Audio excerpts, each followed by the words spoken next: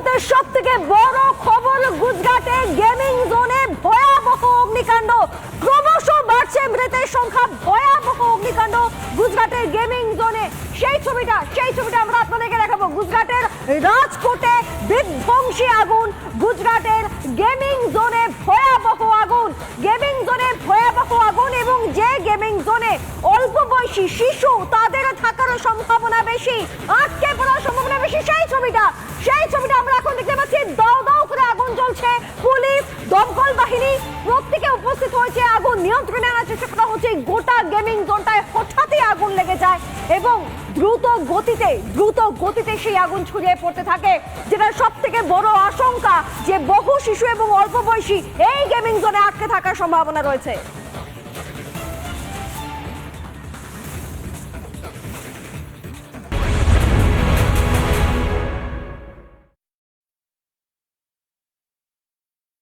পশ্চিমবঙ্গের কোন কোন জেলায় সবচেয়ে বেশি প্রভাব ফেলবে এই রেমাল, একবার দেখবো আমরা।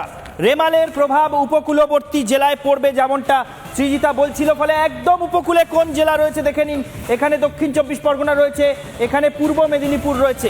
এই দুই জেলায় যে সবচেয়ে বেশি প্রভাব পড়বে সেটা নিয়ে কোনো সন্দেহ নেই। কিন্তু তারপর ল্যান্ডফলের পর, অর্থাৎ রেমালের ল্যান্ডফলটা কোথায় হচ্ছে? বাংলাদেশের খেপুপাড়া আর এখানে দক্ষিণ 24 পরগনার সাগরদ্বীপ, এই দুটোর মধ্যে। বাংলাদেশের খেপুপাড়া আর দক্ষিণ 24 পরগনার সাগরদ্বীপ, এই দুটোর মধ্যে মাঝামাঝি জায়গায় রেমালের ল্যান্ডফল হওয়ার কথা। ফলে ল্যান্ডফলের পরে রেমাল যে পথে পশ্চিমবঙ্গের ভিতরে ঢুকবে, তাতে দক্ষিণ 24 পরগনা, পূর্ব মেদিনীপুর, উত্তর 24 পরগনা, কলকাতা, হাওড়া, হুগলি, এই জেলাগুলোতে সবচেয়ে বেশি প্রভাব পড়বে। তাই এই জেলাগুলোতে লাল সতর্কতা জারি করা হয়েছে। অর্থাৎ গাঙ্গেয় পশ্চিমবঙ্গ বা গাঙ্গেয় দক্ষিণবঙ্গ, রাঢ়বঙ্গের দিকে এই ঝড় সেভাবে প্রভাব ফেলবে না। ঝড়ের প্রভাবে বা সাইক্লোনিক ওয়েদারের প্রভাবে বৃষ্টি হতে পারে, কিন্তু প্রভাব সেভাবে রাঢ়বঙ্গের দিকে পড়বে না, উত্তরবঙ্গের দিকেও নয়। কিন্তু লাল সতর্কতা জারি করা হচ্ছে দক্ষিণবঙ্গের এতগুলো জেলায়: পূর্ব মেদিনীপুর, দক্ষিণ 24 পরগনা, উত্তর 24 পরগনা, কলকাতা, হাওড়া, হুগলি। এই মুহূর্তে ঝড়ের অবস্থান ঠিক কোথায়, রেমাল এই মুহূর্তে কোথায় ঠিক রয়েছে আমরা দেখে নেব। সমাদৃতা রয়েছেন আমাদের সঙ্গে, আমরা দেখব এই মুহূর্তে কোথায় রয়েছে রেমালের অবস্থান। সমাদৃতা, আমরা দেখতে পাচ্ছি উইন্ডিতে ঝড় কোন পথে এগোচ্ছে সেটা দেখা যাচ্ছে। তুমি যদি একটু ব্যাখ্যা করে বলে দাও সবার জন্য, এই মুহূর্তে এই ঝড়ের অবস্থান কোথায় এবং সেটা কখন উপকূলে পৌঁছবে বা ল্যান্ডফল হতে পারে। একেবারে ঈশান্ত, আমরা যখন এখন বাংলা প্রাইম টাইমে বাংলা দর্শকদের দেখাচ্ছে, তখন ঠিক ঝড়ের অবস্থান এটাই, আমি এই টাইমটাই সেট করে রেখেছিলাম। আমি এবার একটু এগোবো। আমি আজ রাত 9টার থেকে আমি চলে গেলাম রাতটা পার করে কালকে সকাল 10টা। কাল সকাল 10টাতে দেখি, দেখো কলকাতার অনেকটা কাছে চলে এসেছে। কলকাতার মানুষ, এই বঙ্গের মানুষ অর্থাৎ বাংলার মানুষ, তাদের কাছাকাছি আরও চলে এসেছে ঝড়টা। আরও একটু সময়টাকে এগোই, আমি সকাল 10টা থেকে চলে গেলাম সোজা সন্ধ্যে 7টা, রবিবার, আগামীকাল ছুটির দিন, প্রত্যেকে ঘরে বসে থাকবেন যখন। সন্ধ্যে 7টায় ইতিমধ্যেই কিন্তু আছড়ে পড়েছে কলকাতা জুড়ে, কিন্তু কাল সন্ধ্যে 7টায় প্রবল বৃষ্টি হবে, অন্তত এখানে আমরা যা পূর্বাভাস পাচ্ছি সেই অনুযায়ী। আর আমরা জানি, যা আবহাওয়া দপ্তরের পূর্বাভাস আছে, রবিবার রাত মাঝরাতে কিন্তু ভয়ঙ্কর হতে চলেছে রেমাল। সেই সময়টা একটু দেখে নেব। আমি দেখাতে চাইবো রবিবার, আমি এই রাত 10টা, এই রাত 12টা, অর্থাৎ সোমবার হয়ে যাচ্ছে যখন, ঠিক তখন দেখতে পাচ্ছি আমরা কলকাতা জুড়ে প্রবল বৃষ্টি। অর্থাৎ এই সময় মাঝরাতে যে আছড়ে পড়ার কথা বলা হচ্ছে ঈশান, সেই সময়টাতে কিন্তু আসলে দেখতে পাওয়া যাচ্ছে রেমাল কলকাতা বা সাগরদ্বীপ, আদতে সাগরদ্বীপে আছড়ে পড়বে, সাগরদ্বীপ খেপুপাড়ার মাঝে আছড়ে পড়বে। তার প্রভাবে কলকাতা এবং আমাদের এ রাজ্যে প্রবল বৃষ্টি হবে কাল মাঝরাতে। এই হচ্ছে আপাতত রেমালের অবস্থান।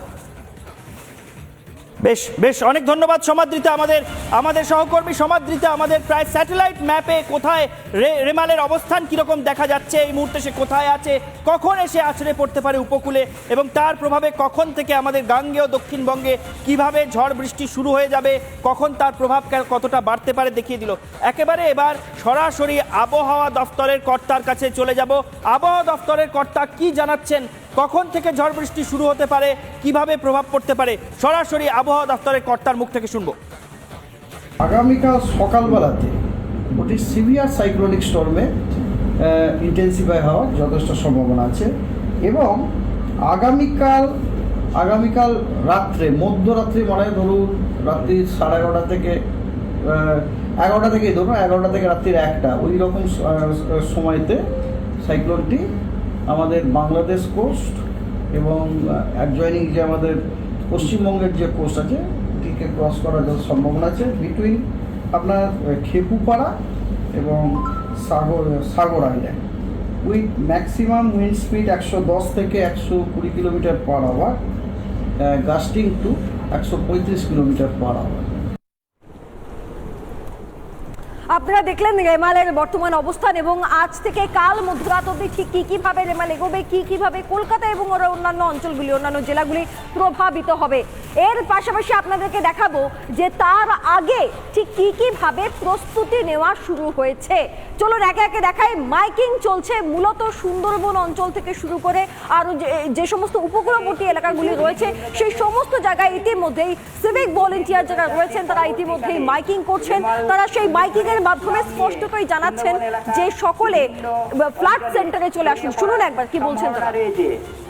জনসাধারণকে জানানো যায় যে আপনারা দুর্বল নদীর বাঁধের এবং কাঁচা বাড়িতে আশ্রয় নেবেন না। 26 তারিখে এই রেমাল নামক ঘূর্ণিঝড়টি গতি বাড়িয়ে উপকূলবর্তী জেলাগুলিতে আছড়ে পড়তে পারে। সে কারণে এলাকার সমস্ত জনসাধারণ মৎস্যজীবী ভাই বন্ধু সহ যারা ফেরি আমরা দেখে নিলাম কিভাবে সতর্ক বার্তা জারি করা হচ্ছে, কিভাবে মাইকিং করা হচ্ছে, কিভাবে উপকূলবর্তী এলাকায় সমুদ্রে এবং কখনো নদীতে কখনো খাড়িতে কখনো সমুদ্রে ভেসে ভেসে মাইকিং করছে পুলিশ। সতর্ক করা হচ্ছে উপকূলবর্তী এলাকার মানুষকে। কেন সতর্ক করা হচ্ছে? তার কারণ গত 3-4 বছরের মধ্যে এই রকম ভয়ঙ্কর ঝড়ের অভিজ্ঞতা আমাদের হয়েছিল। আমফানের কথা আপনাদের সবার মনে আছে। 20শে মে 2020 আমফান আছড়ে পড়েছিল। গত 3-4 বছরে এত বড় ঝড় পশ্চিমবঙ্গ বা এই গোটা এলাকার গোটা পূর্ব ভারতের মানুষ কিন্তু দেখেননি। আমফানের সেই ঝড়ের গতিবেগ কত ছিল? 146 কিলোমিটার প্রতি ঘন্টা ধেয়ে এসেছিল আমফান ঝড়। এবং কোথায় কোথায় আমফানের প্রভাব পড়েছিল? এই গাঙ্গেয় দক্ষিণবঙ্গে, এই কলকাতা, হাওড়া, হুগলি, 2 চব্বিশ পরগনা, পূর্ব মেদিনীপুর, এখানেই কিন্তু সবচেয়ে বেশি প্রভাব পড়েছিল আমফানের। যেমনটা এখনো আশঙ্কা করা হচ্ছে যে এই রেমাল যদি আছড়ে পড়ে তার প্রভাবও কিন্তু এই জেলাগুলোতেই সবচেয়ে বেশি পড়বে। শুধু আমফান নয়, আয়লার কথাও অনেকের মনে থাকবে, যদিও আয়লা আরেকটু আগে এসেছিল। 2009 সালের 25শে মে আয়লা আছড়ে পড়েছিল পশ্চিমবঙ্গের বুকে। গোটা দক্ষিণ চব্বিশ পরগনার বিস্তীর্ণ এলাকা তছনছ হয়ে গিয়েছিল। তার সঙ্গে পূর্ব মেদিনীপুর, হাওড়া, হুগলি এবং কলকাতা, 2 চব্বিশ পরগনা, এই অঞ্চলে সবচেয়ে বেশি প্রভাব পড়ে। অর্থাৎ আমরা বারবার দেখছি বাংলাদেশ আর পশ্চিমবঙ্গের উপকূলে যত ঝড় আছড়ে পড়ে সেই ঝড়গুলোর সবচেয়ে বেশি প্রভাব কিন্তু পড়ে এই অঞ্চলেই সবচেয়ে বেশি, এই গাঙ্গেয় দক্ষিণবঙ্গে সবচেয়ে বেশি প্রভাব তাদের পড়ে। এবং আয়লা আছড়ে পড়েছিল প্রায় 135 কিলোমিটার বেগে। এবার কিন্তু রেমাল যদি আছড়ে পড়ে, যে অঞ্চলে আছড়ে পড়বে বলে আশঙ্কা করা হচ্ছে, তার গতিবেগও কিন্তু ঘন্টায় 135 কিলোমিটার বেগই হবে। এবং ফলে এটা যে যথেষ্ট আশঙ্কার বিষয় এবং সতর্ক থাকার যে দরকার রয়েছে সেটা স্পষ্ট এখন থেকেই বোঝা যাচ্ছে। সৃজিতা, একেবারে। আর এখান থেকে তো আশঙ্কা তৈরি হচ্ছে যে যেভাবে আয়লার প্রভাব পড়েছে এখানে, যেভাবে আমফান আমাদের আতঙ্ক এখনো আমাদের মধ্যে রয়েছে, রেমালও কি একইভাবে ভয়াবহ হবে?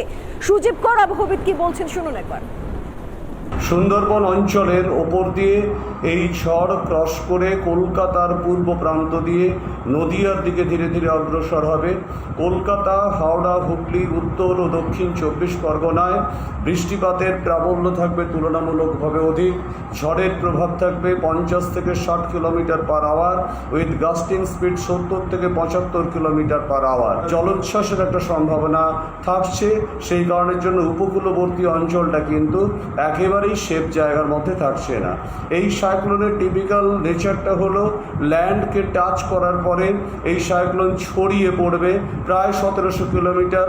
অর্থাৎ একদিকে রয়েছে ওড়িশা, মাঝখানে ওয়েস্ট বেঙ্গল, বাংলাদেশ এবং ডান দিকে রয়েছে মায়ানমার।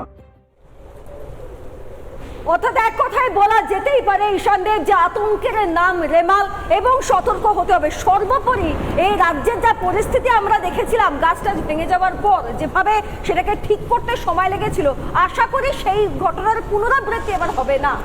আশা করা যায় এই রাজ্যের প্রশাসন আমফান বা আয়লার থেকে শিক্ষা নিয়ে কতটা প্রস্তুত হয়েছে সেটা কিন্তু বোঝা যাবে যদি রেমাল ওই প্রচণ্ড বেগে এখানে শেষ পর্যন্ত আছড়ে পড়ে।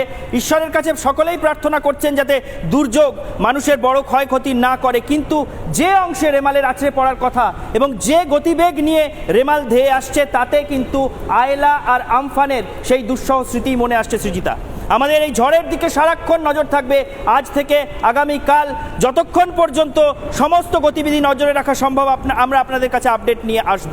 বাংলার প্রাইম টাইম আজকের মতো শেষ করছি, এখানেই দেখতে থাকুন রিপাবলিক বাংলা।